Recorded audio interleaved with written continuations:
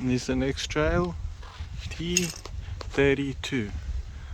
To bring a towbar in, you just have to take the rear bumper out, just a few screws that side, and take the rear reinforcement rebar, these few screws here, and I'll show you the next. Okay, rear bar off. So we gotta put on the passenger side, there's a hole. We're gonna put these things so it holds the towbar, this stuff. Okay, it's done. I put the towbar.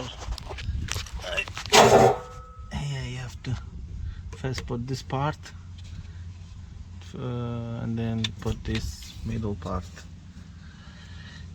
There's 3 bolt and 2 bolt behind it. Underneath, I think it's done.